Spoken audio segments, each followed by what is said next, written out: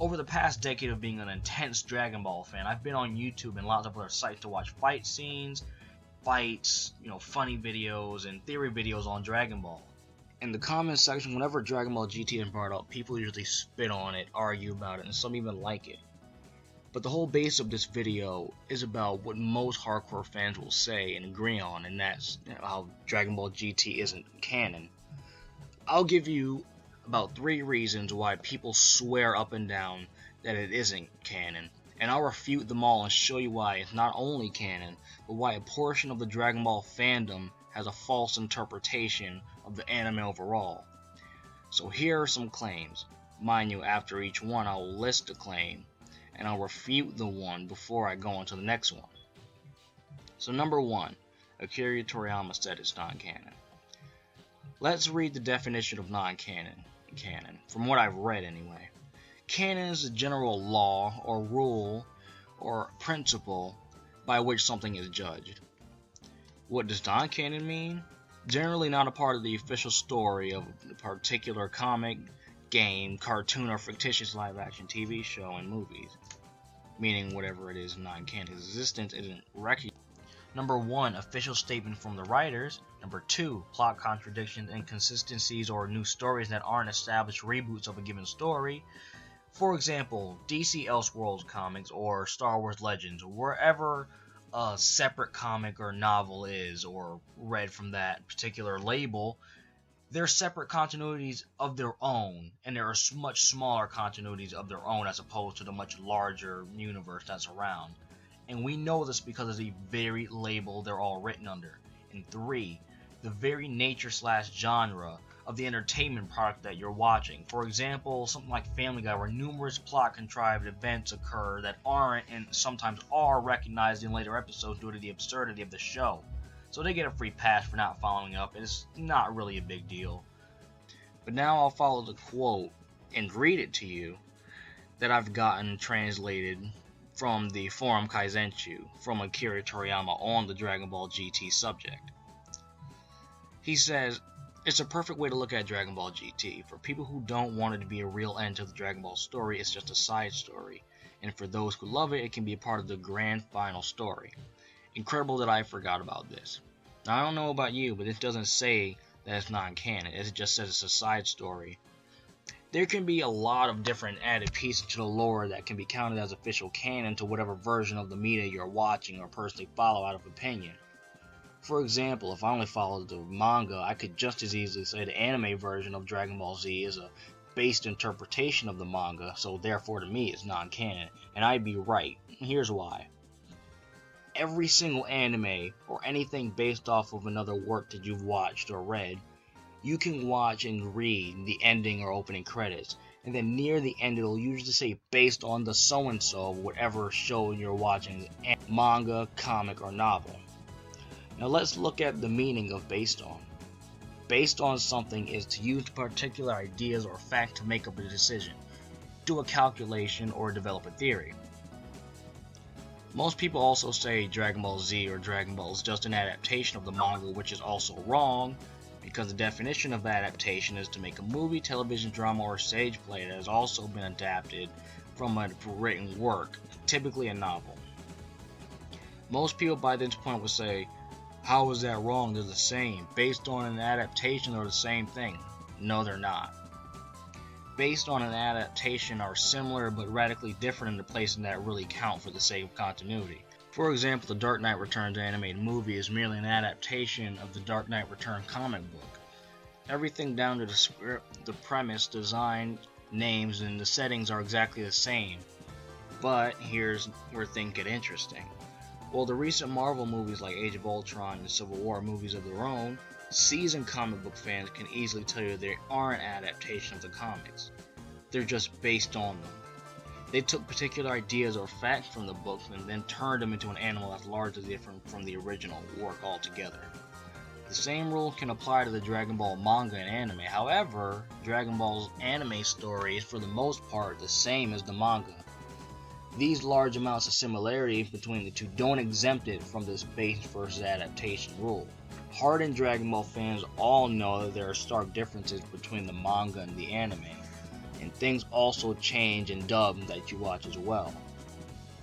With there being so many differences between them, even though the grand overall story is the same, the events that lead up are very similar too, but that can't make it as an adaptation. The anime is not an adaptation of the manga. There are too many noticeable changes to the anime from the original manga that you can, within reason, no longer consider them the same thing. Like every opening or ending says, it's based on the original manga by Akira Toriyama or something to that effect. An adaptation, on the other hand, is a transfer of a written work to fit a movie or televised form with no alterations to the story, characters, name, phrases, and time frames. So let me provide more examples. Ip Man. The real-life Wing Chun Kung Fu master has several films based off of his life that are heavily fabricated to fit the movie's plot or selling point. It is not an adaptation of his life, even if there were key events very similar to real-life events. The Walking Dead TV show is not an adaptation of Robert Kirkman's The Walking Dead comic book. The comic book characters of The Walking Dead may have very similar qualities and the same named TV counterparts, but for the most part, look and act radically different from one another. The same can go for events that occur in the comic and the TV show. The show can have very similar places which the comic book characters have lived in and other characters have died in. And even some deaths and people's roles have been reversed, but there are too many noticeable changes from the comic book to be considered the same thing. So from the standpoint of the Dragon Ball manga, the anime is non-canon. Claim number 2, it has no manga. This goes nearly hand in hand with my last statement. If the only reason why you consider the anime canon is because it has a manga, which is a base form, then that reasoning doesn't hold weight. Because the anime is not an adaptation of the manga, which means it wouldn't matter if the anime had a basis in which to draw from. The anime stands on a form of media on its own and only heavily bases its ideas on the work it's based on and not adapted from. So by that logic, if there's no manga, then the anime can be also non-canon because it's merely based and not an adaptation. It wouldn't matter if the manga's not there. The Dragon Ball anime, it's a form of its own. Now, for the last logical reason people say Dragon Ball GT isn't canon is because number 3, Akira Toriyama didn't make it. This statement only stands on one leg. For the Dragon Ball anime to be accepted by the community, they must also accept GT, the movies, and the filler. By Akira's own words, some can see it as a side story, and a side story isn't non-canon, and nor are the DBZ movies nor filler. The DBZ movies are canon, but they're just out of continuity. There's a difference between continuity and canonicity. I'll give another example using DC Comics. The DC animated universe had Batman, Superman, Static Shock, Justice League, and Justice League Unlimited shows set within one main continuity of a linear story. Now, Batman Beyond is an Elseworld story set within the DC animated universe. Now, that doesn't mean Batman Beyond is non-canon, it just means it's out of the official continuity, and it's only down to personal opinion. Something to the DC animated universe that are considered non-canon would be something like the Teen Titans, Young Justice, the Batman, and Batman Brave and the Bold. They're all different works that aren't in any way affiliated with the DC animated universe by story, character, setting, origin, or anything else. However, what's non-canon is only determined by which continuity you follow. If I watch the DC animated universe, I could easily consider the Teen Titans non-canon, and I'd be right because I follow a completely different continuity. But if I switch the roles, Teen Titans could be considered canon of its own, and the DC animated universe is non-canon. So it's the same way I just explained. People that say GT isn't canon because Akira Toriyama didn't make it are also the same ones watching a quote-unquote anime that's not theoretically canon to the manga in the first place. It's only based on Akira's work and not an adaptation of his work. Heavily involved in the production of the Dragon Ball anime, but he didn't need to be there for everything to be considered anime canon anyway. Dragon Ball GT is an equivalent of DBZ if Akira wasn't involved. Akira's involvement in the product of anime of Z or GT didn't need his work to be considered canon because there were canons of their own already, and Akira is only helping them execute their based anime to correctly convey the manga, which is the only thing that's really his own. For example, Robert Kirkman owns the Walking Dead comic, and now he's only a cog in the wheel of a much larger corporation that has the real say in the direction of the story and the TV show that everyone watches. Akira is exactly the same way in the production studios and the board of directors, but only in this instance they allow him leeway. If they didn't want to use anything he told them, they could easily do that. Dragon Ball GT is supposed to be a continuation of the anime they created because it made money. Akira had no real insight to make them create anything really quality or meaningful. Akira was done at the time and didn't create any more new content for them to make money off of. The company didn't know how to convey the true feelings of the original Dragon Ball manga made by Akira.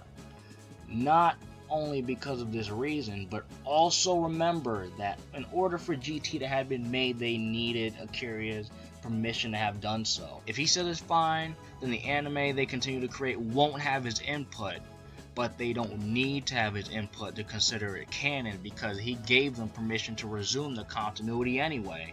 For example, George Lucas sold Star Wars to Disney, therefore giving pure creative control to them. So since The Force Awakens isn't made by George Lucas, does that mean it's non-canon? No! They can have George's input to help the feel of the story, but doesn't make it any more or less canon just because the creator assisted the company in its execution. The reason why is because it's not an adaptation, it's only based on the creator's original creation. Therefore, the story you see on TV or on the big screen isn't their story anyway. It's only based on the story that they created, and they just needed the creator's help to put out a quality product for people to enjoy. The Dragon Ball Z anime was created and had Akira's input in order to help the original manga's feel, and that's it. The Dragon Ball franchise is like any other. The anime is comprised of multiple dubs, alterations, and differences from the manga. The anime is a canon of its own. The manga is an original work in which the anime everyone loved to watch is only based on. Video games are only a retelling of a base story, and everything done with them are made to enhance the lore to make money, hence Dragon Ball Xenoverse, Budokai 2, and Dragon Ball Online as notable examples. The movies are outside of the anime's continuity but are still canon because they're under the same umbrella as the anime canon. I already explained the differences between continuity and canon earlier.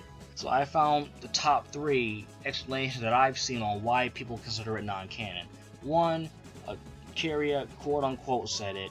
2, it has no manga. 3, Akira didn't make it. I refuted them all and gave logical examples to back why those 3 reasons are mute.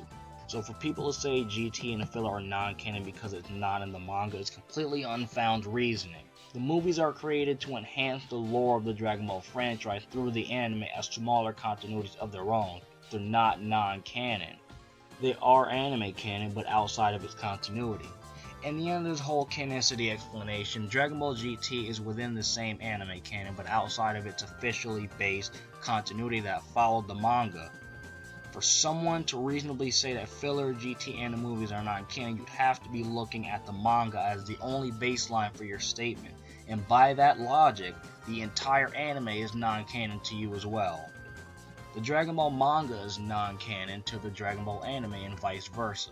That doesn't make Dragon Ball GT non-canon. It's just out of the continuity. Those are 2 different things on the same spectrum of one franchise. I equate Dragon Ball GT to being very similar to the Batman Beyond from the DC animated universe. They are within the same canon umbrella, but both are officially recognized as out of continuity, hence GT not following the baseline manga, and Batman Beyond being an Elseworlds comic. GT, however, is canon only in the anime section of the franchise, but out of continuity of its baseline like Z, that's it.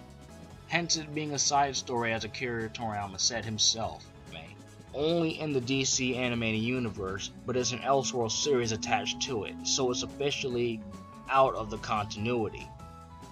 So one could recognize GT movies and filler as non-canon, but you'd have to refer to the original manga as your primary source for the Dragon Ball story and not the anime, and you therefore also say the anime is non-canon as well. Batman Beyond can be considered canon as it's a part of the DC animated universe, but for ones who don't consider it canon, you would have to be referring to a completely different DC fiction altogether when you're talking about it, as opposed to saying it's non-canon. Non-canon works usually have no real relation of any kind the product is associated with. Canon has very little to do with the overall story plot and continuity differences, but it has to do with what version of the franchise you follow and what continuity it's in.